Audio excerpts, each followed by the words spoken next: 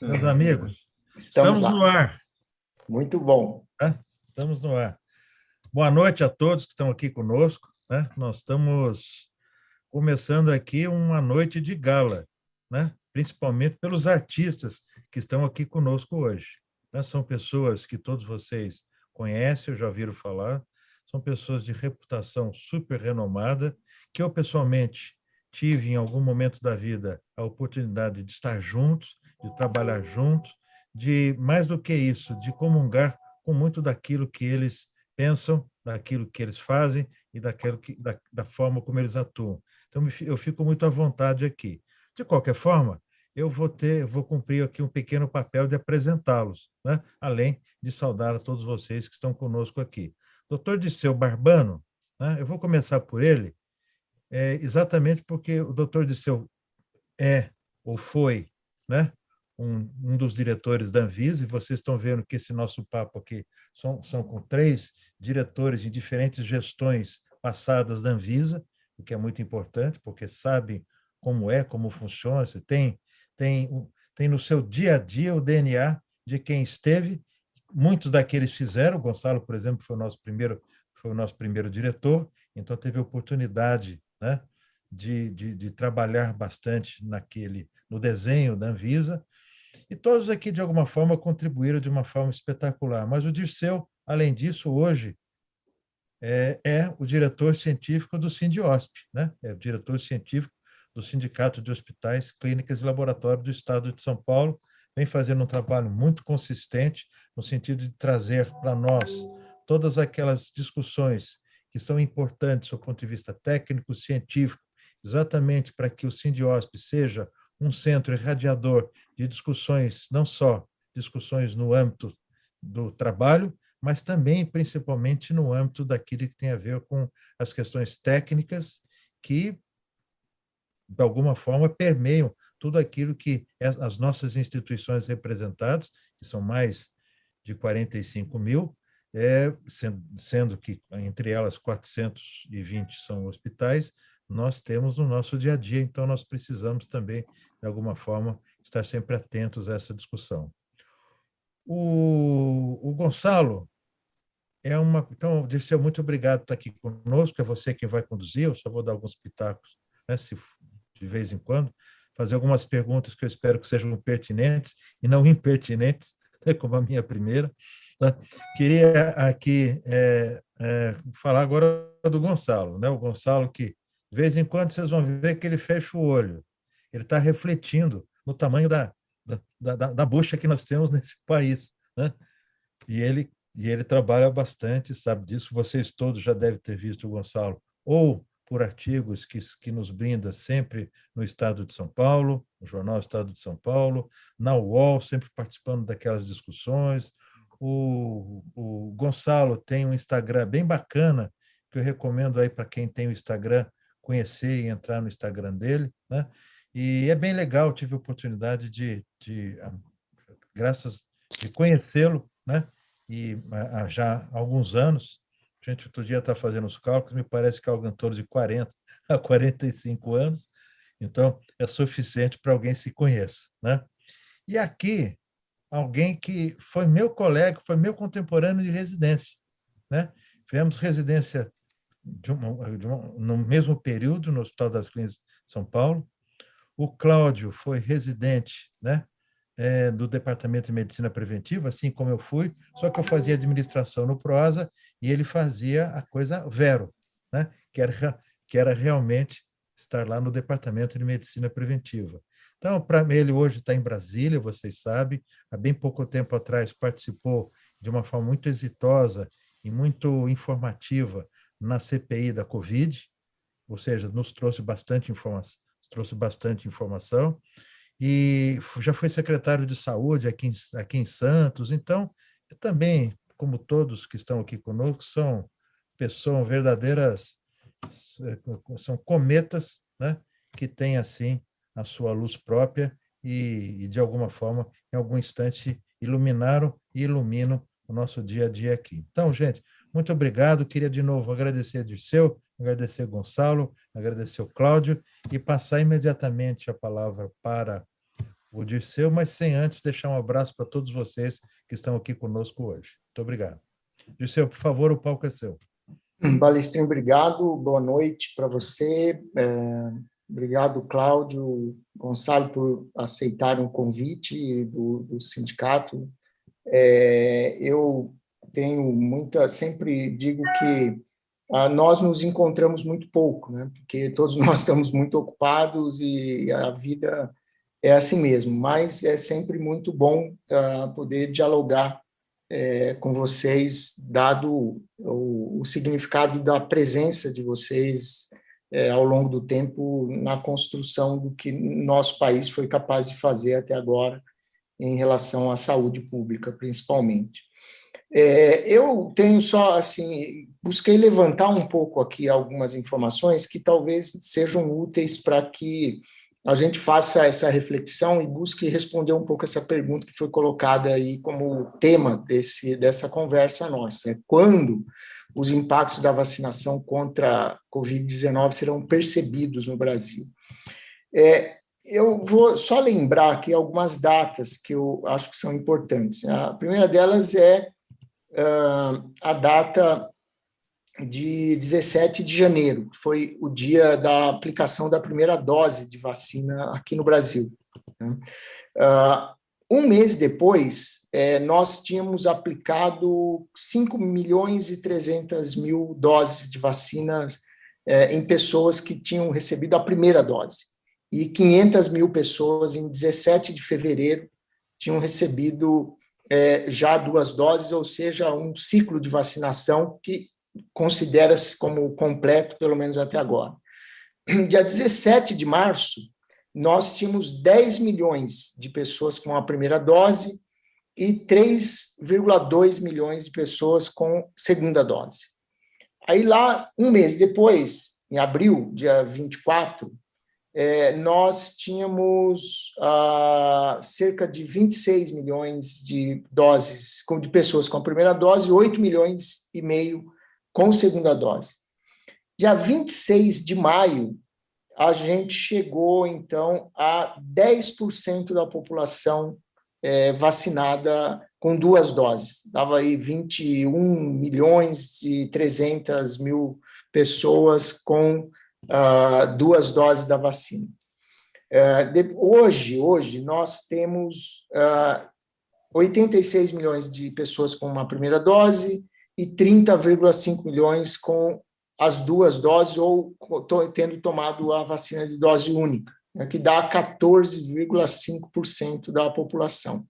Se a gente voltar um pouquinho, no dia 26 de maio, quando o Brasil concluía 10% da população com 2 doses, os Estados Unidos, naquele mesmo dia, chegou a 40,2% da população vacinada. Então, nós tínhamos 10% em 26 de maio, e os Estados Unidos tinham 40% da população vacinada. Hoje, os Estados Unidos têm praticamente 50%. O Reino Unido, naquele mesmo dia 26 de maio, quando nós chegamos a 10%, ele chegava a 37% da população vacinada. Hoje, o Reino Unido tem 52% da população vacinada. Então, esse é um pouco o panorama que serve para a gente fazer uma reflexão em relação ao gap que existe entre o lugar que nós estamos e esse caminho que nós percorremos diante do que teria sido possível fazer. Um outro ponto que eu acho que é interessante para a gente fazer um pouco aqui de reflexão é que quando a gente fala de impactos da vacinação, a gente olha o impacto na expectativa nossa de saúde pública, das pessoas que têm naturalmente uma expectativa em relação a esses impactos. Os que são visíveis, perceptíveis para todo mundo, quando é que vamos ter um número de pessoas doentes menor do que o que a gente tem hoje? Quando é que a vacina vai fazer com que menos pessoas fiquem doentes? Quando é que as vacinas vão fazer com que menos pessoas estejam internadas? E quando é que as vacinas vão ser suficientes para reduzir o número de mortes? Né? esses são dados, e hoje a gente vê já os jornais, algumas pessoas efusivamente dizendo que o que nós estamos vendo agora já é um impacto do fato de que, pelo menos, alguns grupos mais vulneráveis receberam as vacinas, as 2 doses, e, portanto, nós temos já alguns impactos desses perceptíveis já colhidos. É responsável afirmar isso? Essa é uma questão que eu acho que nós precisaríamos debater hoje aqui. Um outro ponto é que esse processo todo ele traz também impactos que talvez não sejam perceptíveis ou até nem esperados por parte das pessoas, que, no meu entendimento, houve esse processo, da forma que ele foi feito, o fato de uma necessidade urgente de vacinas, ele vai deixar um legado do ponto de vista regulatório, do comportamento da Anvisa ou das autoridades reguladoras ao redor do mundo. Ele teve impacto em relação à produção científica no país, houve uma mobilização, e isso pode ser um legado positivo, também da indústria farmacêutica no país. Esses são pontos que talvez as pessoas não percebam, mas que seria interessante também que a gente pudesse discutir um pouco a respeito deles. E um último, que eu acho que é fundamental, e talvez de todos o mais relevante, é se esse processo da pandemia, essa ansiedade natural e absolutamente justificável e cidadã em relação às vacinas e ao funcionamento do sistema de saúde como um todo, vai gerar um impacto também que possa ajudar a consolidar o sentimento de responsabilidade que nós, brasileiros, cidadãos, gestores de saúde, políticos e membros do executivo, do legislativo, do judiciário brasileiro, em relação ao Sistema Único de Saúde. Vocês imaginam que algum impacto positivo pode vir desse processo que vai tornar o Sistema Único de Saúde mais perceptível enquanto patrimônio da sociedade? Então, eu faria de pronto essas provocações para que a gente possa ouvir um pouco o Gonçalo, depois o Cláudio, depois eu volto e a gente passa para fazer perguntas e ouvir as perguntas das pessoas que estão nos assistindo. Gonçalo. Bem, boa noite a todos e todas. Francisco, Balestrin, Cláudio, Dirceu, um prazer muito grande estar aqui. E eu queria começar falando, o Dirceu colocou aí, acho que 4 questões, né? A primeira questão da vacina. O Brasil, de todos esses países que o Dirceu citou, é o único que tem um know-how capaz de vacinar 3 milhões de pessoas por dia. Tem um know-how, tem uma história e tem uma capacidade real de fazer isso. Nós temos feito campanhas de vacinação imensas. Nós chegamos a vacinar em um sábado 10 milhões de crianças. Quando a gente olha, por exemplo, o processo de vacinação da gripe, são 80 milhões de doses, vários anos seguidos. Este ano nós também estamos com a gripe na rua. Só que do total de vacinações que nós esperávamos realizar, ainda não chegamos a 40% das vacinas da gripe. Então, qual é o problema? Então, o problema, primeiro, é que este atual desgoverno não comprou vacinas. Então, quando não se compra vacinas, não existem vacinas para serem aplicadas. Então, eu consigo vacinar 3 milhões de vacinas em um dia, e o maior sucesso foi dia de 1.200.000, 1.300.000 vacinas, quando tinha vacina para vacinar, que eram justamente as vacinas compradas à revelia do desgoverno pela Fiocruz e pelo Butantan.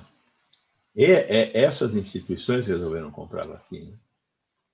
E foi a revelia, inclusive a do Butantan, com a negativa do presidente em comprar a vacina. A responsabilidade da compra de vacinas pela lei do PNI, existe uma lei do PNI de 1975, é do Ministério da Saúde. Então, só o Ministério da Saúde pode comprar vacina. As compras agora do Estado de São Paulo, de 4 milhões da Coronavac e do consórcio Nordeste, foram autorizadas pelo Ministério da Saúde. No caso do consórcio Nordeste, não adiantou nada, porque as fábricas que estão produzindo a Sputnik V não conseguem fazer entregas no Brasil. Como eu cansei de dizer, né? Era uma cortina de fumaça, aquilo que estava sendo dito pelo Fundo Russo, pelo Dr. Dmitry Kiriliev e pelos asseclas aqui ligados à União Química. Né? Mas, de qualquer forma, falta vacina. O Pazuello, na saída, comprou 100 milhões de doses da Pfizer, o Queiroga, na entrada, mais 100 milhões de doses, e tem 38 milhões de doses da agência. Só que chegou um pouquinho agora, aí, 5, 6 milhões de doses, o resto é metade do segundo semestre para frente. Então, o problema da vacina não é de vacinar, o problema da vacina é de falta de vacina, por um lado. Por outro lado, é uma balbúrdia, né? Então, qual a vacina que dá agora? Pode espaçar mais as doses? Pode espaçar menos as doses? Aí vem a Fiocruz e fala, não pode espaçar as doses, porque os estudos foram feitos com esse distanciamento e a eficácia máxima é atingida com 90 dias. Mas tem gente vacinando antes dos 90 dias, a segunda dose. Veja, é uma bagunça natural neste país que não tem Ministério da Saúde. Gestantes que tomaram a primeira dose de AstraZeneca podem tomar a segunda dose de Pfizer? Bom, não seria recomendado que eu tomasse a segunda dose de AstraZeneca, porque a probabilidade de ter um efeito trombótico aumenta, principalmente por causa da já predisposição das grávidas. Então, nós estamos vivendo uma campanha de vacinação sem campanha de vacinação, sem organização, uma balbúrdia, por causa desse governo criminoso. Se isso tudo, a somatória disso, não conseguir incriminar esse governo, eu não sei o que poderia incriminar. Não comprou vacina e, em função disso, tem gente morrendo. Nós teríamos condição de terminar de vacinar a população à velocidade de 3 milhões de doses dia no começo de maio. Então, e o que acontece quando você vacina um monte de gente? Cai o número de mortes e o número de casos, como aconteceu na Inglaterra, nos Estados Unidos, no Israel, no Chile. Né? Então, cai o número de mortes.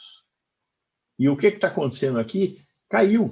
Finalmente está caindo, e provavelmente ele tem o efeito vacina aí, mas não o suficiente, nós continuamos lá em cima, né? Com uma média de casos e de mortos bastante elevada, porque nós vacinamos pouco relativamente ao que nós poderíamos ter vacinado se tivéssemos comprado vacina. Se nós tivéssemos as vacinas que os Estados Unidos, a Inglaterra têm, nós teríamos terminado o processo de vacinação já no Brasil. Então, este governo prevaricou, este governo ofendeu a sociedade brasileira com mortes. A segunda questão que ele colocou foi se tem efeito da vacina. Eu acho que tem efeito da vacina. Essa redução do número de mortes é efeito da vacina, principalmente nós estamos observando isso nas faixas etárias já vacinadas. No entanto, nós temos o início de circulação no país, casos autóctones da variante Delta. A variante Delta é 60% mais disseminante do que a variante Alfa. E a variante Alfa é 50% mais disseminante do que a variante inicial que começou tudo isso quando veio da China. Então, nós vamos ter uma surpresa grande aqui com a variante Delta, como os ingleses e os israelenses tiveram. Quer dizer, a tendência à variante Delta se tornar a variante mais importante, presente em toda a população, com essa capacidade maior de disseminação. Enquanto a variante Gama, para cada caso, gerava 2,5 casos, a variante Delta aparentemente gera até 4,5 casos. Então, vamos nos preparar, porque vem aí a variante Delta. Né? A terceira é a questão do legado. Né? Eu acho que o grande legado dessa pandemia foi a gente reconhecer que tem uma Anvisa importante, forte. E por que a Anvisa é importante e forte? Eu não tenho dúvida de que foi porque ela foi construída de maneira adequada, mas tem servidores públicos estáveis. São os servidores públicos estáveis que não permitiram que os diretores da Anvisa se desviassem do caminho certo. Caminho certo que foi uma dura conquista desses 20 anos. Como é que a Anvisa se colocou entre as melhores agências reguladoras de vigilância sanitária do mundo nesses 20 anos?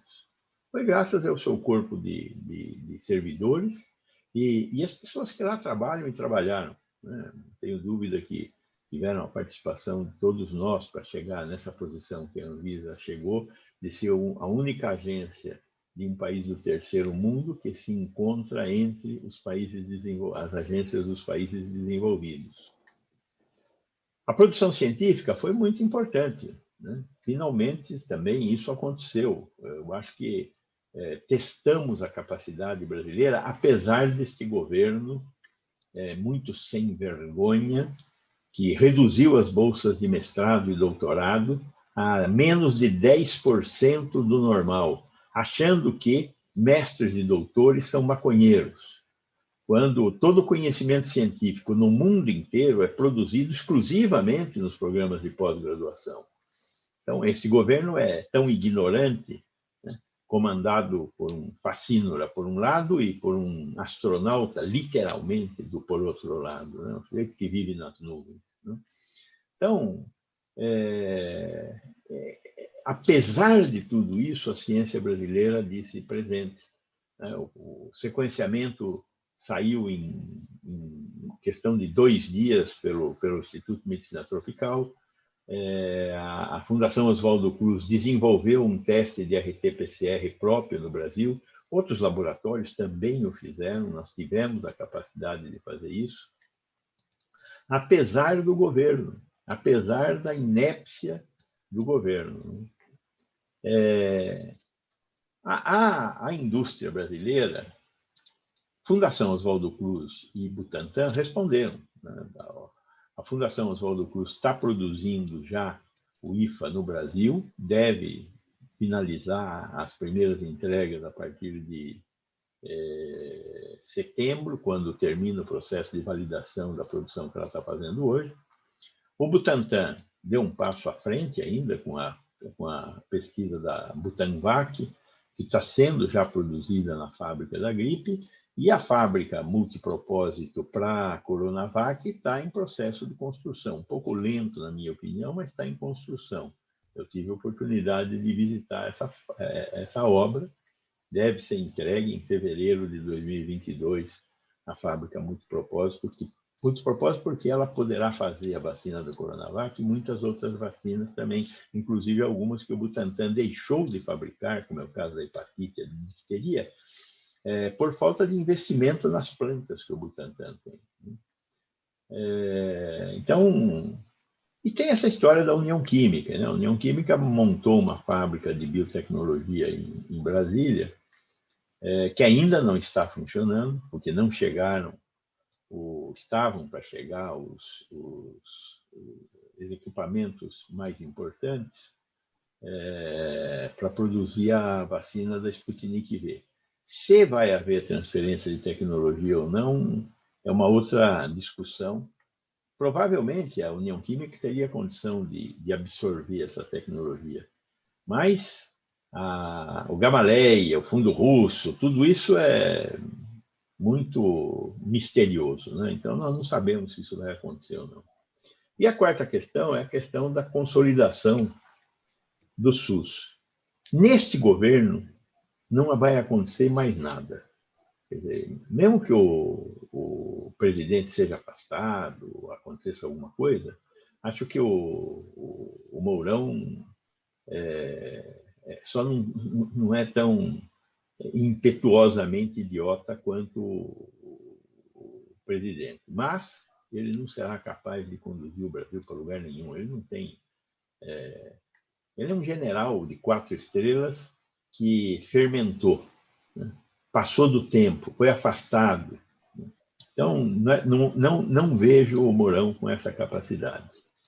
E o que nós temos que fazer é nos preparar para as eleições de 2022 e preparar para conseguir eleger alguém que devolva a possibilidade desse país vir a ser um país que faça parte dos melhores países que o mundo tem, que é possível acontecer, que diminua a pobreza, que diminua a desigualdade social e que coloque o serviço público a serviço de um projeto de bem-estar social que, com certeza, nós sabemos qual é, temos essa visão e somos capazes de realizar. É isso, Dirceu. Obrigado, Gonçalo. Cláudio? Bom, boa noite, muito obrigado, Barbano, Balestrin, aqui pelo convite. Saudações, Gonçalo. É um aprendizado enorme, sempre um prazer ouvi-lo. Desde os tempos que o Chico citou aqui, de quando éramos residentes, até antes disso, foi meu professor já na graduação, não, mas naquela época. Então, sempre um aprendizado. Às vezes eu me sinto, queria até trocar essa impressão, essa sensação com vocês. A gente vai se sentindo repetitivo, a gente vai virando uma espécie de grilo falante que fica falando no ouvido de um Pinóquio, para quem se lembra da historinha, na ausência do Gepeto, e o Pinóquio não quer saber. O Pinóquio vai fazer o que ele quer fazer da cabeça, e a gente falando, não vai dar certo, não faça isso, faça aquilo. E, infelizmente, ao longo praticamente desse período todo em que a gente vive essa pandemia, as coisas que a gente vem dizendo praticamente não mudaram. É claro que foram olhando para questões contextuais novas, o próprio surgimento da vacina é uma questão contextual nova, ameaças novas também, como o Gonçalo citou, as novas variantes que foram surgindo, mas, na essência, nós, infelizmente, continuamos olhando para a mesma coisa e dizendo as mesmas coisas também. Vamos olhar para o contexto. Antes de entrar no Brasil, eu quero só dar uma espiadinha no contexto europeu. Mais ou menos nessa época do ano passado, boa parte dos países europeus comemorava a grande queda do número de casos novos e óbitos que aconteciam a cada dia. E aí veio o verão. Quer dizer, já estamos, na verdade, no verão europeu. O verão europeu é um momento em que há muita circulação, os jovens vão para festas, os jovens vão para países diferentes dos seus próprios. Juntou o verão europeu com o espalhamento da variante alfa, aquela que foi identificada no Reino Unido, e nós tivemos uma chamada segunda onda. Acho que para a Europa a gente consegue falar em ondas, porque eles de fato caem a um nível basal, depois de passada a onda, e foi uma nova catástrofe, um pouco menos sanguínea, digamos assim, do que a anterior, porque os sistemas de saúde estavam um pouco escolados com o que tinha acontecido, já havia protocolos de tratamento, de condutas de rastreamento, e rapidamente vários foram enrijecendo suas medidas de lockdown novamente. O Reino Unido agora está relaxando um pouco, mas ficou 1 ano e meio em lockdown praticamente. Outros países se arrependeram de ter relaxado. Portugal foi um deles que relaxou, depois teve que voltar atrás, assumiu ainda uma medidas de confinamento ainda mais duras. E temo que eles não estejam agindo, calibrando bem a abertura atualmente. Estou olhando para lá, pensando naqui. Aqui a gente foi fazendo muito pior que eles, exponencialmente pior. Não vou dizer que foram tão diferentes as coisas, nós escolhemos o pior exemplo inicial para seguir. Então, o pior exemplo inicial era aquele que negava a importância da doença. Houve alguns líderes que fizeram isso. Teve um, inclusive, que recomendava vodka e sauna para prevenir a doença, que assim não ia entrar a doença ali no leste europeu. Há pouco eu lembro o nome dele. Talvez o Gonçalo saiba aqui. Então, nós fomos seguindo alguns dos exemplos piores, não chegamos a ver recomendação de vodka, talvez porque não seja um produto que representa bem esta imagem da patriotada brasileira, mas seguimos nesta linha. O governo seguiu nesta linha. Eu sempre sou obrigado, a gente tem uma tendência a se olhar como país, se olhar como grupo, como alguma coisa solidária. Isso não é verdade. A nação não fez isso, o governo fez isso.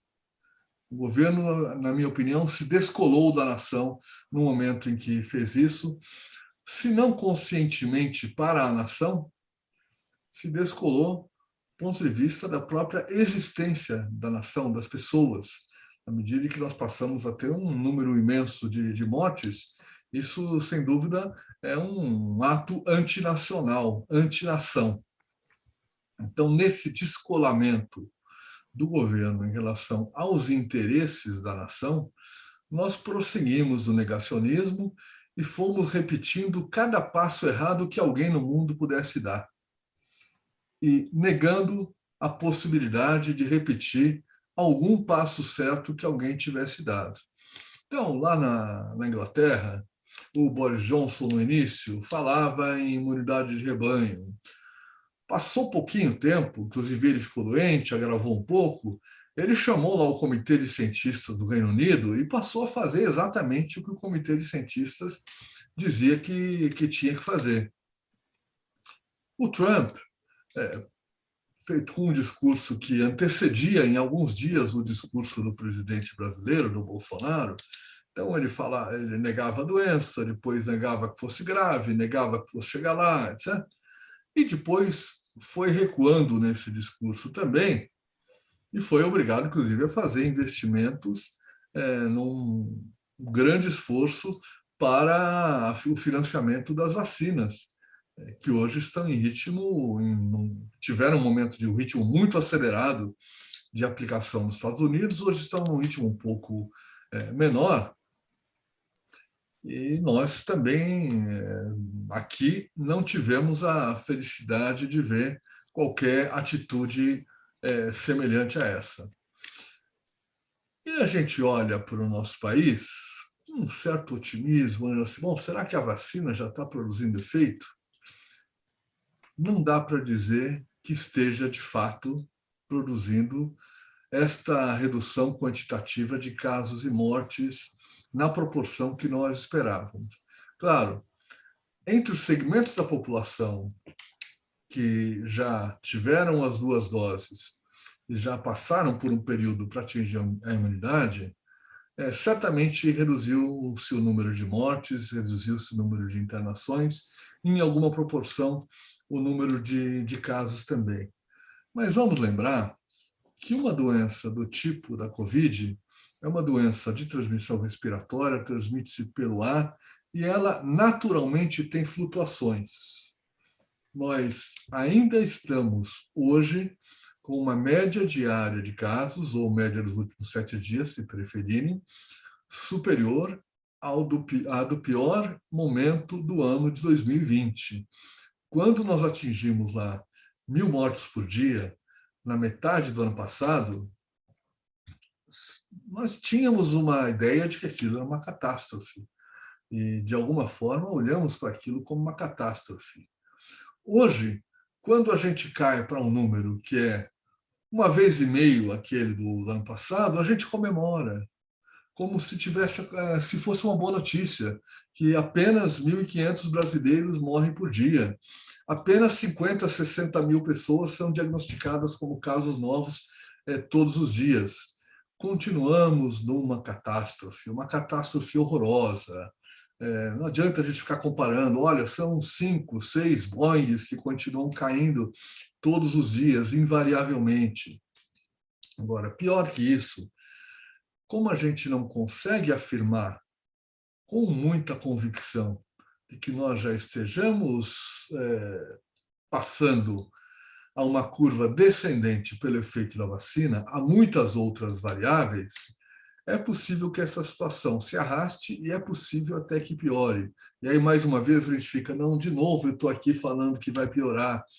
E, infelizmente, há uma possibilidade grande de piorar. Já tem projeções que estão mostrando que, com o relaxamento completo, absoluto, de medidas de proteção, que hoje acontece no país, e com alguma contribuição da circulação de novas variantes, nós provavelmente permaneceremos no patamar em que estamos hoje, é um planalto, não é uma planície, é lá em cima, por um bom tempo.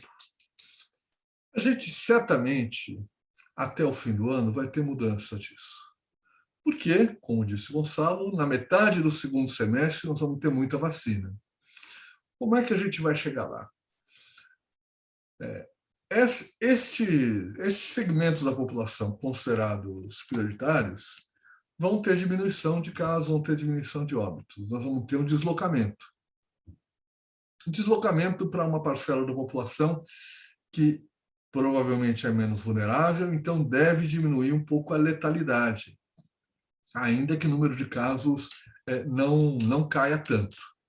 Aí, a partir lá de setembro, outubro, a gente vai conseguir recuperar um pouco o atraso da vacinação, talvez chegando aí a 2, 3 milhões de vacinados por dia, e vamos chegar ao fim do ano, acredito, ao início do ano que vem, com uma boa proporção da população vacinada. O que vai significar isso? Nós teremos debelado a epidemia? Em absoluto. Estaremos muito distantes disso. Vamos lembrar 3 aspectos. Primeiro, a efetividade da vacina não é de 100% e está um pouco longe disso. Então, já naturalmente, na medida que a gente, por exemplo, vacine 100 milhões de pessoas, nós continuaremos tendo cerca de 20 a 30 milhões de pessoas suscetíveis. Segundo, mesmo entre os segmentos que já tiveram a oportunidade de se vacinar, nós temos uma proporção que não está se vacinando, e uma proporção um pouco maior que não volta para a segunda dose. Então, é uma outra vulnerabilidade que nós continuaremos expostos. Terceiro, certamente nós, no futuro, vamos vacinar crianças e adolescentes. Mas, enquanto isso não acontecer, e isso não vai acontecer esse ano, e provavelmente nem no início do ano que vem, enquanto isso, nós vamos continuar tendo uma proporção da população, uma porção da população suficiente para que o vírus continue circulando muito. E vírus de transmissão respiratória funciona assim, ele fica circulando bastante entre crianças e adolescentes, até que ele começa a encontrar nichos de pessoas adultas ou idosos que não estão vacinadas. E aí gera um surto local, gera um estrago, morre mais gente, lota a UTI de um estado, do outro estado. Nós vamos continuar assistindo essas coisas acontecerem até que nós consigamos entrar no segundo ciclo. Segundo ciclo que eu digo é quando a gente já estiver vacinando pela segunda vez no ano que vem.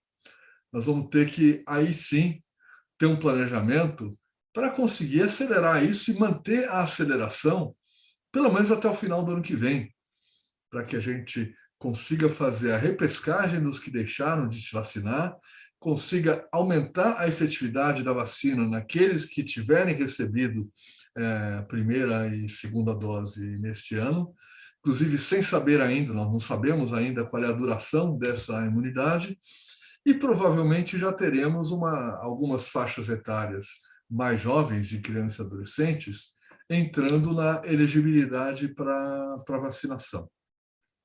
Então, nós não estamos falando em nada que vá mudar radicalmente ao longo deste próximo um ano, aproximadamente. Nós vamos ter que continuar com medidas, vamos ter que continuar se tivermos bom senso, se o governo se convencer de que tem coisas que são suicidas, de que Copa América é suicida, de que Carnaval é suicida, outras coisas dessa natureza, quer dizer, não é suicida, mas é homicida.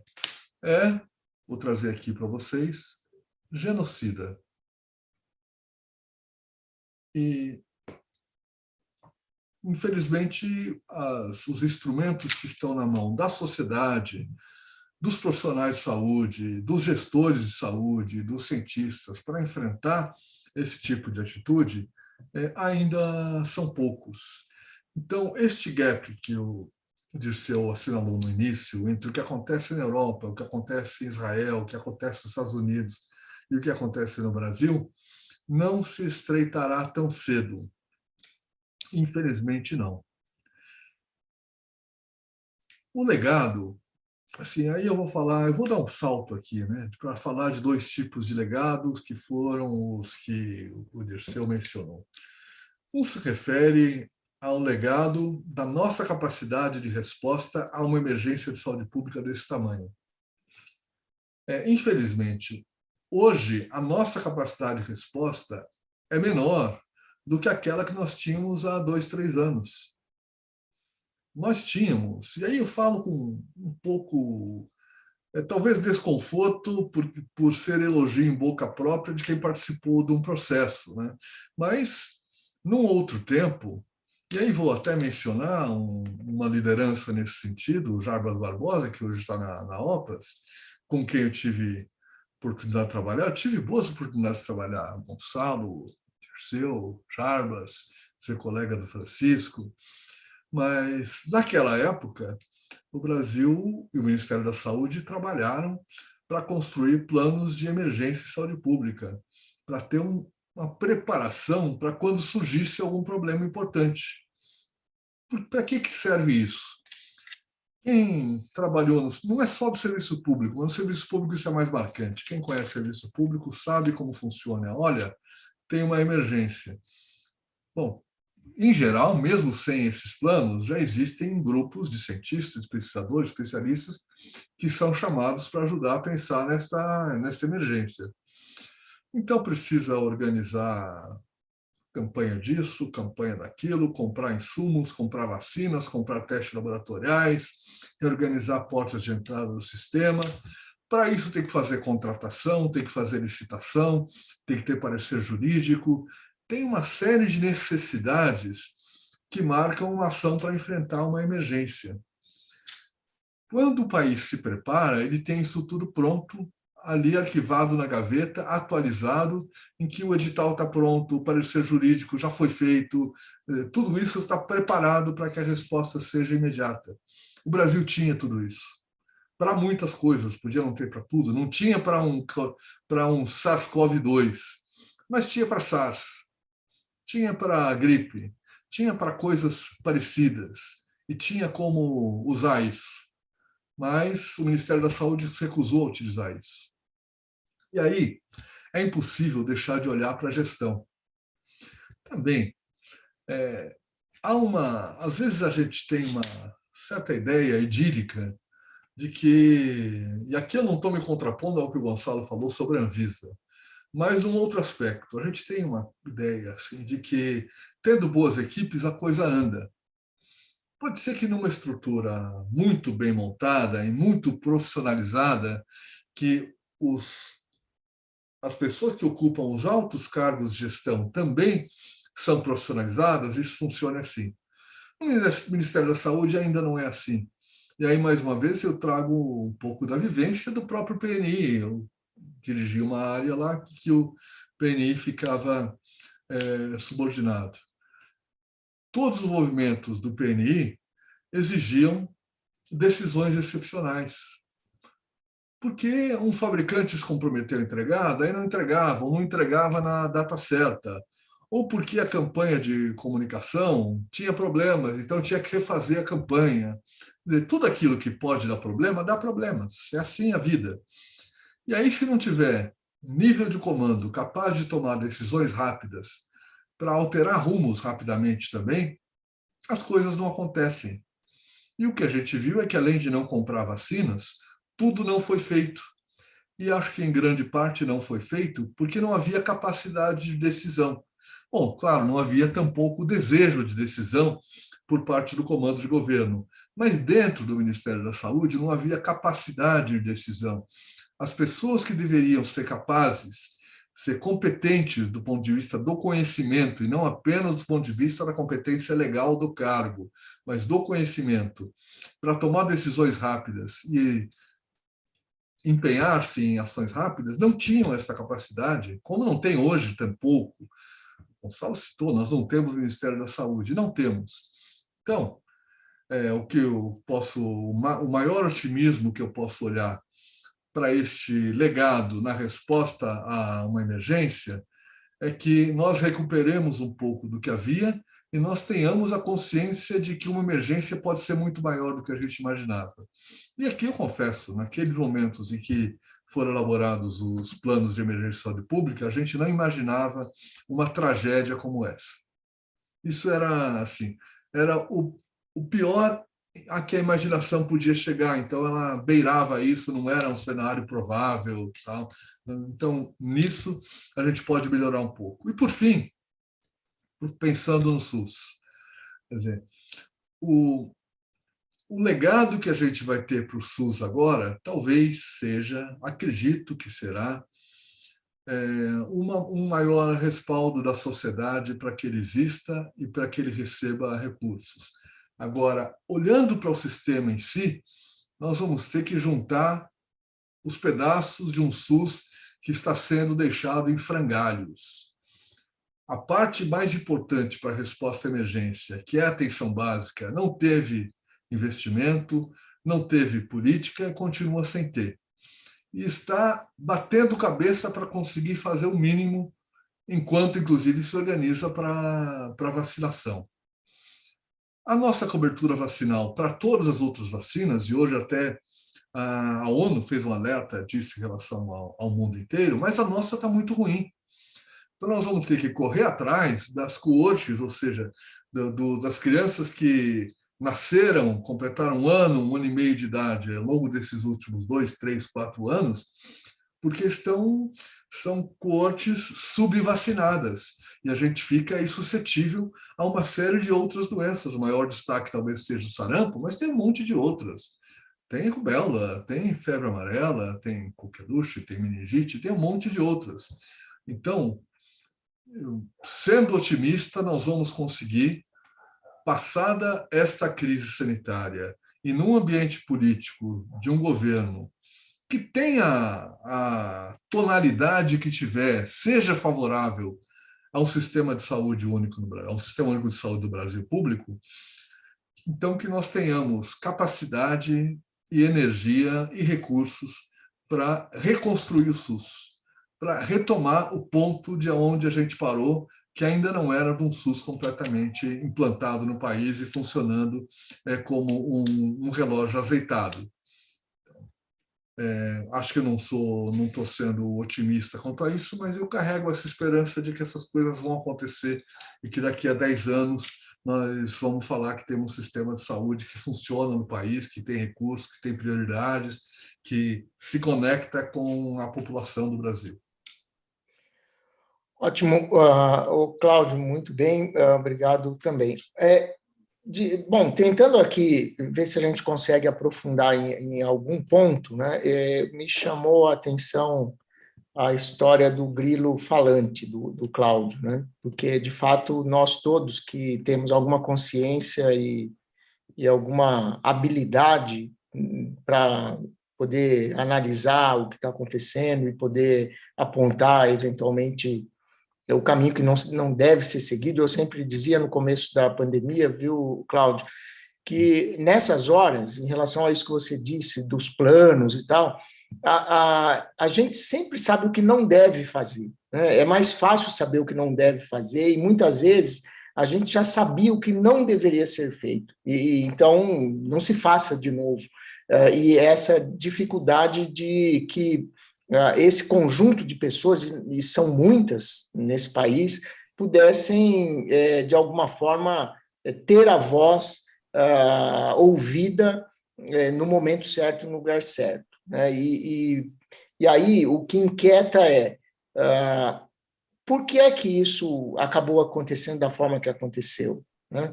E aí me chama a atenção um outro ponto que tem ligação com esse, que nós sempre primamos, fomos secretários de saúde nos municípios, trabalhamos no Ministério, trabalhamos na Anvisa, por entender que, de alguma maneira, a estrutura do Sistema Único de Saúde, na sua construção tripartite, com a participação da sociedade, não fosse tão vulnerável a um governo pernóstico como esse que nós vivemos em relação à saúde, pudesse fazer um estrago tão grande.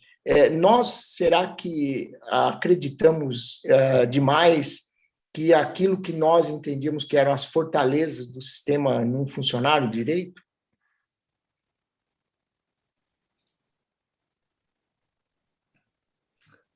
Eu vou passar na frente aqui. Primeiro, para um destaque que não foi citado no início, nós três aqui fomos secretários municipais de saúde, né? O Gonçalo de uma grande metrópole, você de São Carlos, né? Eu de um ambiente caipira do interior. Um ambiente caipira com uma alta densidade de cérebros, de universidade, de pesquisa, um lugar fantástico. E o de Santos também, que tem suas peculiaridades interessantes. E aí, assim, continuo acreditando, desde aquela época de Secretaria Municipal, que os municípios têm uma boa parte dessa resposta, né? A resposta da construção, a resposta do fortalecimento do SUS, e que, infelizmente, eles foram impedidos de agir. Municípios e muitos estados também foram impedidos de agir.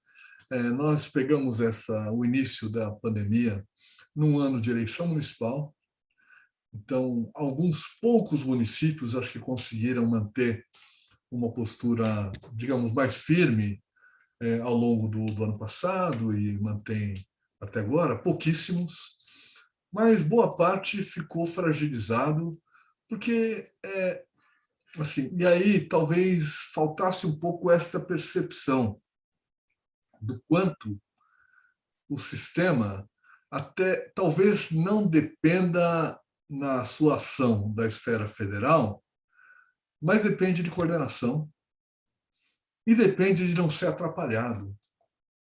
Depende de que não haja uma voz forte contrária que propagandeia que, assim, com muita força pelas redes sociais, pela imprensa, que os secretários municipais e prefeitos que estão fazendo coisas eventualmente antipáticas são os caras errados, que têm que ser derrubados. Aí, ainda mais no ambiente de eleição municipal, eu acho que isso foi um dos problemas importantes que nós tivemos. Estou dando esse exemplo da eleição municipal, falando dos municípios, porque, no fundo, é outra coisa. É que rompeu-se o pacto federativo do SUS ao longo desse processo. Nós não tivemos coordenação nacional, tivemos a esfera nacional trabalhando contra e desautorizando aqueles gestores de esfera estadual e esfera municipal que ousassem fazer o que tinham que fazer. Para mim, isso é uma ruptura. Não levou esse nome, não sei o quanto isso poderia funcionar, do ponto de vista até do questionamento da obediência aos preceitos constitucionais, mas para mim houve uma ruptura muito objetiva. Quer dizer, quem podia ter agido, pelo menos por uma parcela maior das ferramentas para enfrentar a crise, em grande parte foi impedido de agir. Eu acho que tem uma questão aí que nós estamos infravalorizando, que foi o fato de que as alterações que foram realizadas na atenção primária neste governo, no início deste governo, quando Mandetta era ministro, foram aprovadas pela tripartite. Então, CONAS e CONASEMES aprovaram essas alterações.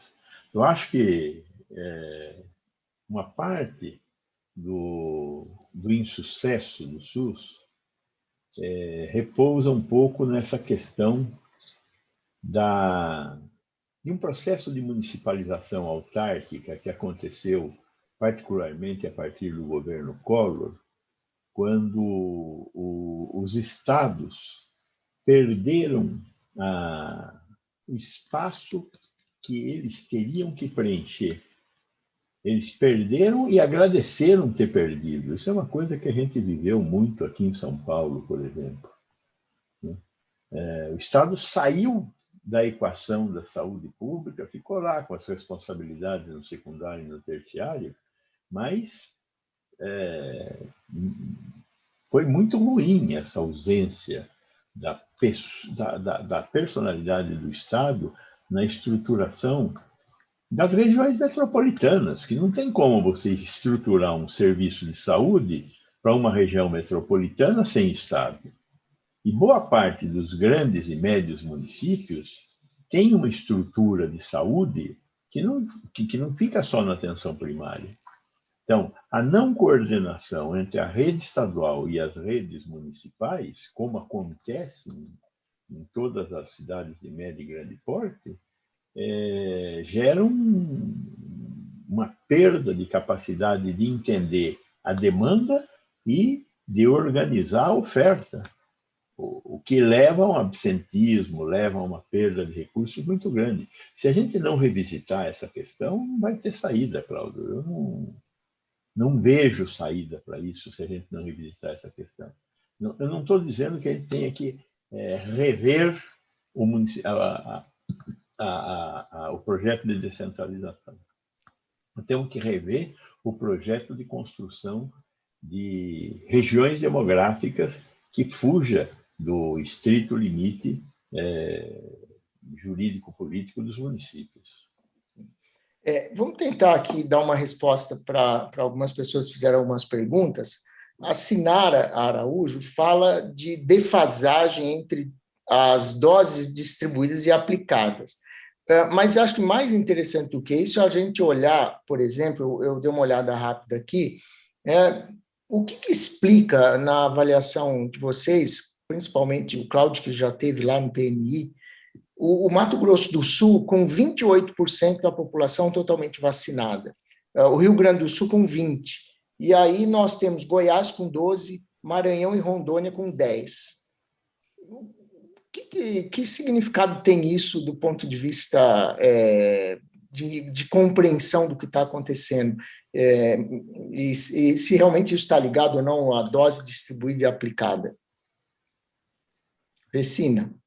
Não, é o Cláudio, porra. Ele já trabalhou nessa merda aí, eu não. Não, eu não sei explicar isso completamente. Acho que tem uma... Isso eu sabia falar, porra. Então, não falou porque não quis perder a chance. Uma parte, acho que se explica pela ação do gestor estadual, do gestor local, que pode funcionar melhor ou pior. Então, agora, nós temos consciência de que o grande gargalo é o número de vacinas no país inteiro. Agora, existem outros subgargalos. Por exemplo, nós, desde o início da campanha de vacinação, nós temos o planejamento federal tem sido péssimo. Então, ninguém consegue prever direito quando vai receber que vacina e quantas vacinas. Isso exige do gestor estadual, principalmente, também do municipal, mas para o estadual, uma capacidade de planejamento, de uma flexibilidade para agir rápido, que não é qualquer coisa, não. Quer dizer, pode ser que ele receba ou não aquela vacina que está prevista para amanhã, para ele mandar os caminhões entregarem no estado inteiro, para superlotar a central de rede frio ou não, para convocar gente que vai trabalhar fim de semana ou não. Então, isso não é uma coisa banal.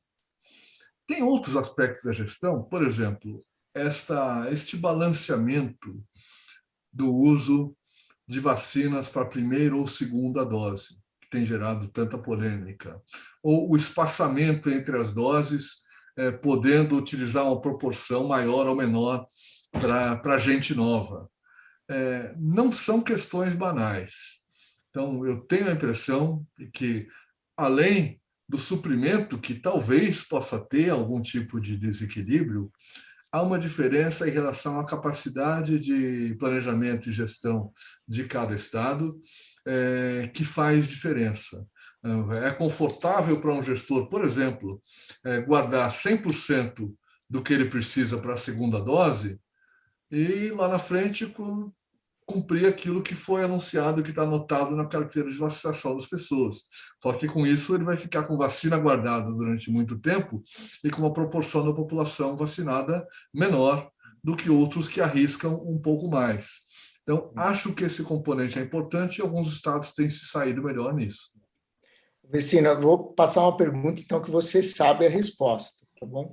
A Sinara também, ela mandou uma outra pergunta que eu acho que é bem interessante, porque se insere nesse contexto de que qual foi o comportamento do Brasil diante da pandemia e como é que ele se mostrou lá fora. Ela pergunta o seguinte: faltou coordenação global por parte da OMS? A OMS fez tudo certo ou fez tudo errado? Você sabe a resposta dessa, né? Sei, infelizmente sei. Eu tive a oportunidade de trabalhar muito próximo de organismos internacionais, né? Seja a Organização Pan-Americana da Saúde aqui, Banco Interamericano, Banco Mundial, Fundação Kellogg, enfim, privadas e públicas. Veja, nós não podemos, neste mundo que nós estamos vivendo hoje, colocar muita coisa nas costas de um organismo internacional. O organismo internacional ele tem que responder a tantas pressões e tantas situações que ele não consegue responder a ninguém. Então, quando você fala, olha, vamos esperar o que a FAO vai falar, o que a Unicef vai propor, o que a Unesco...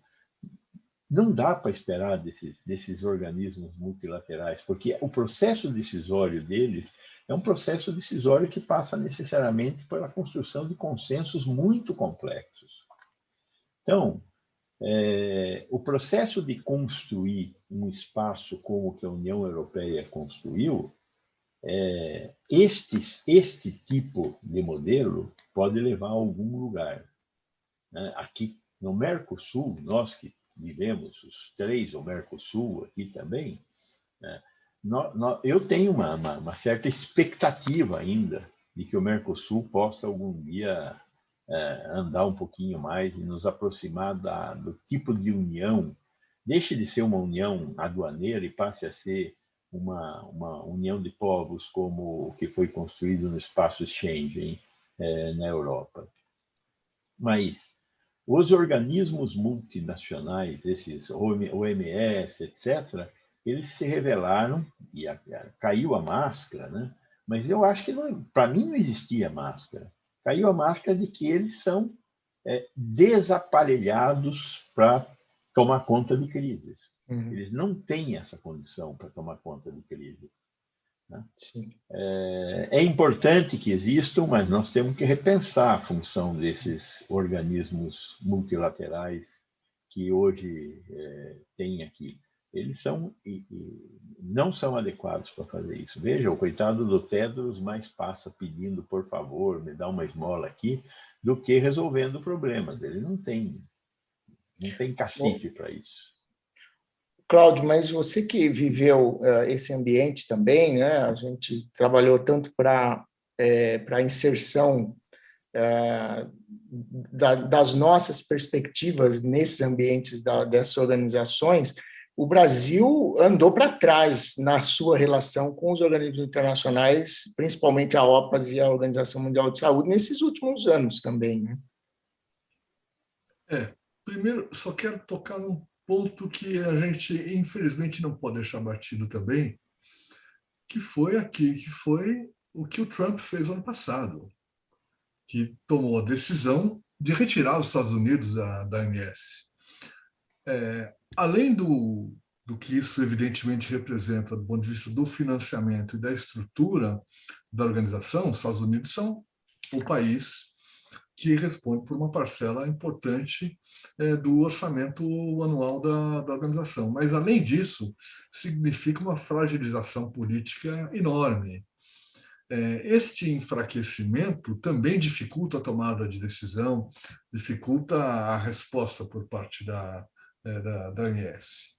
Não estou aqui querendo, com isso, absolver a OMS de certamente vários erros, várias falhas que houve no processo, mas eu acho que este componente não deve ser menosprezado. A OMS ficou numa situação de enfraquecimento político que a obrigava a negociar mais, a ser mais branda nas suas decisões. Isso tornava tudo mais lento também. Agora, o Brasil foi levado a uma posição que emana do centro do governo e tinha como seu grande representante o então chanceler brasileiro, Ernesto Araújo, que era de opor-se às articulações multilaterais. Então, vamos lembrar os discursos que foram públicos e explícitos. Eu não estou falando nada de novo para ninguém, em que esses dirigentes falavam que o Brasil não podia ser subordinado dos organismos multilaterais, que havia uma agenda de interesse da China, de interesse comunista, ou seja lá o que fosse, que permeava essas organizações e que o Brasil, com isso, perdia sua autonomia, sua independência e abria mão dos seus interesses próprios. Então, isso, quer dizer, além do componente ideológico absolutamente assim, marciano que está nisso, espero que nenhum marciano reclame comigo por isso, mas, além disso, opõe-se, não apenas ideologicamente, mas opõe-se à realidade. O Brasil, ele cultivou uma capacidade de diplomacia, de relação não só com os organismos multilaterais, mas também com outros países, relações bilaterais e multilaterais, que marcam boa parte da nossa história. E isso, em geral, nos trouxe benefícios, inclusive do ponto de vista comercial e do ponto de vista dos interesses, ainda que fossem os interesses mais específicos e egoístas do Brasil, que não fosse o interesse de todos. Mas, ainda que olhando por esta ótica, nós não ganhamos nada com esta mudança de postura. Ou seja, nós deixamos de cooperar, deixamos de colher frutos da cooperação e deixamos de colher, inclusive, aquilo que se plantava cotidianamente, que era a integração do Brasil rotineiramente como qualquer outro país. Mas nós éramos muito mais do que isso, nós éramos lideranças. Nós conseguíamos, muitas vezes, articular acordos difíceis entre posições, entre países, às vezes até, eu estou lembrando de um episódio, inclusive, numa Essa polêmica ideia. que houve em relação ao acordo de armas nucleares, em que o Brasil expôs sua cara, o Brasil ajudou a construir consenso. Esse sempre foi o nosso papel histórico, e isso desapareceu completamente. Bom, para terminar, eu vou tentar juntar 3 questões aqui, que são da Isabel, da Liliane e da Tacira. Elas têm assim, uma certa conexão, né?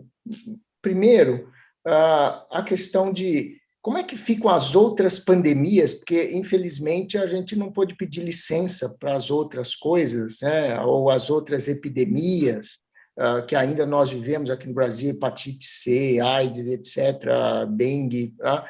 Como é que fica nesse contexto? É justo a gente ficar comparando mas já se morreu mais de outras doenças, e agora a gente todo dia fala de quantas pessoas morreram de Covid, mas não fala de quantos morreram das outras doenças. E as outras 2 perguntas vêm um pouco no sentido de dizer o seguinte: os critérios que foram até agora definidos em termos de prioridades, de grupos, eles devem seguir assim nesse novo momento para o próximo semestre? Isso tem sido feito de forma apropriada ou não? Como é que vocês veem essas 2 coisas? Bom, eu acho que os critérios deveriam mudar, mas mudar significa construir consenso, e esse governo é incapaz de construir consenso. Eu tenho um critério diferente do critério do Ministério, mas eu não acho que o meu critério seja melhor. O que eu acho é que nós temos que discutir os critérios. E nós não estamos fazendo essa discussão dos critérios. E a segunda questão é essa questão das ondas que estão ocultas, né?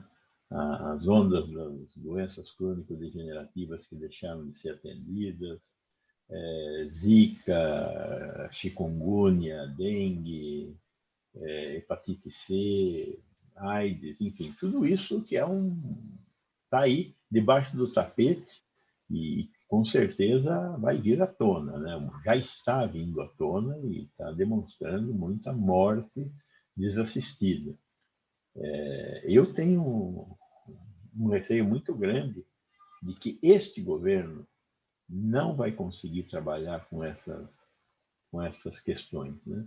O atual ministro da Saúde até não é o pior ministro que nós já tivemos neste governo, né? Mas ele passa o tempo todo tentando escorregar entre as opiniões idiotas do presidente da República e dos filhos do presidente da República, mantém no Ministério da Saúde a capitã cloroquina, mantém o Hélio Angotti na Secretaria de Ciência, Tecnologia e Inovação, o que é um desastre, porque o cara é um negacionista, né? Mas o fato é que o Ministério está numa posição de semi-paralisia. A vigilância em saúde do Ministério está na mão de um irresponsável, né? Até ontem ainda estava lá com o Laurício no comando lá do Departamento de Imunização. Quer dizer, então, eu não vejo capacidade do Ministério para dar resposta. E, no meio de tudo isso, tem o fato de que o orçamento deste ano é um orçamento que tem 40 bilhões de reais a menos. Então, o que vai acontecer é um desastre. O que eu não sei é se a população vai enxergar esse desastre como uma responsabilidade do governo federal e do atual presidente, e não de uma coisa chamada SUS. Essa coisa chamada SUS, que é formada pelos 3 pedaços. Só que um pedaço grande, 50% do financiamento, é o Ministério da Saúde, que está fora do jogo, ou pior, jogando contra. Então, eu estou muito pessimista para dizer sobre a nossa capacidade de enfrentar essa onda de coisas que nós deixamos de fazer por causa da pandemia nesse tempo que nós estamos vivendo. Áudio. Acho que nós vamos ter uma primeira tarefa que é superar o trauma. Durante algum tempo, também, lá no Ministério, além do PNI, estava lá, várias doenças estavam na área que eu trabalhava. Dengue é um problema. Assim, quem já foi gestor municipal, quem já trabalhou em saúde pública, já teve muito trabalho com dengue. Assim, é inevitável pensar muito em dengue quando você é gestor em saúde pública. Nos anos de epidemia pior que nós tivemos no Brasil, nós contávamos tragicamente, 800 mortes, 900 mortes, num ano. E aí, a gente conta o dobro disso por dia hoje. Quer dizer, então, é até difícil, quer dizer, como é que alguém fala em dengue olhando para essas duas coisas? Então, não tem coragem de falar sequer.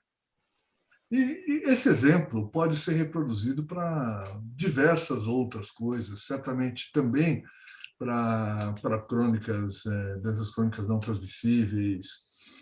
Então, nós vamos ter que superar esse trauma. Superar esse trauma significa a gente ter a capacidade de chacoalhar a cabeça e dizer, olha, vamos continuar ali enfrentando o problema gravíssimo que não passou, mas temos que ir reconstruindo essas outras coisas, porque o bem-estar das pessoas depende disso. As pessoas continuaram sofrendo com essas coisas todas, só que elas desapareceram do visível, do cenário visível. Elas estão embaixo dessa camada de milhares de mortes.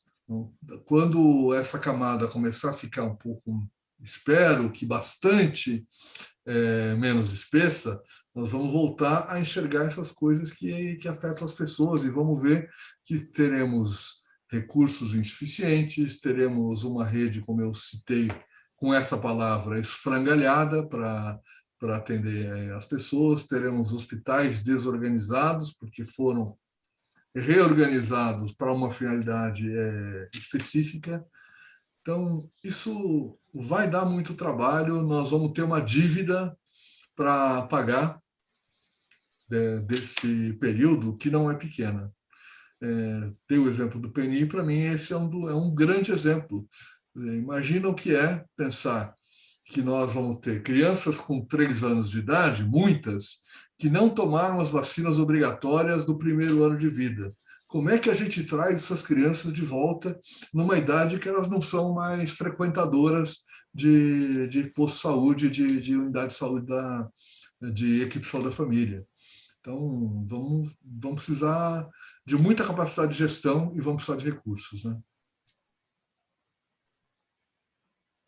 Claro que, ouvindo essa discussão, né, a gente fica tentado a dar uma olhadinha, quando junta isso que o Cláudio acabou de dizer com o que aconteceu na área de educação e todos os outros desafios que a sociedade vai ter para frente para tentar resgatar a tragédia ou os efeitos trágicos desse período na vida de todos nós, o quanto de trabalho que a sociedade tem e o quanto de coisas importantes nós teremos para frente para discutir, né? Eu queria dizer para Cláudio Vecina que é sempre muito, muito bom, um aprendizado para mim muito, muito grande, um privilégio enorme poder ter essa convivência com vocês. Balestrinho, devolvo para você, você ficou quietinho aí, não deu pitaco nenhum, mas para você fazer o encerramento aqui. E você só me permita um comentário, Dirceu, disso que você falou agora. Alternância de governo, alternância no poder, não pode significar governo e desgoverno, porque senão destrói-se tudo. Isso não é alternância, isso é constrói e destrói. Então, eu acho que as pessoas têm que cair esta ficha, pelo menos. Olha, alternância não é isso, né? É isso. Perfeito, Cláudio. Balestrin. Eu sei que todo mundo ficou tentado a saber quais eram os critérios que o Vecina iria usar, porque como ninguém mais acredita nos que estão sendo usados, quando alguém fala, eu teria outros, né? Todo mundo deve estar, a rede social deve estar bombando, viu, Vecina? Queremos saber quais são os critérios do Vecina. Depois você conta Vai lá no meu Instagram. Tá bom. E o nome do cara é Alexander Lukashenko, Isso. Belarus. Bielorrússia. Balestrin. Bom. Bom, é isso aí. O que é que eu poderia falar, né? Esse era um jogo onde eu nem árbitro conseguiria ser, né? No máximo aqui eu fiz o que eu tinha que fazer mesmo, assistir esse jogo aí entre vocês três, que foi ótimo, né? Só falando uma, eu tô tomando nessa canequinha aqui, mas essa daqui não é igual a do Cláudio, não. A minha aqui é do Atlas Cebex, viu? A dele mas a minha é essa daqui, tá? Gente, olha, foi ótimo essa nossa conversa. Quero dizer para você que foi um papo entre amigos, onde eu, como amigo dos três, tive essa oportunidade maravilhosa de ter estado aqui na boca assistindo esse show, né? Aqui na primeira fila, na fila do gargarejo, mas tenho certeza que muitos de nós que tivemos a oportunidade de ver nas outras filas, aproveitamos tanto quanto, muito mais. Gente, muito obrigado.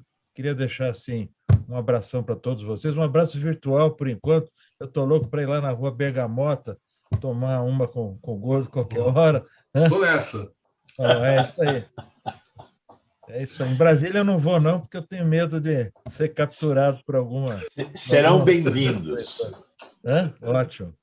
É isso aí, Dirceu. Um abração, você conduziu maravilhosamente bem, como está conduzindo toda a parte técnica que a gente está fazendo. Gente, um abraço para todos. Obrigado, até qualquer hora. Grande abraço a todos. Tchau, tchau. Tchau.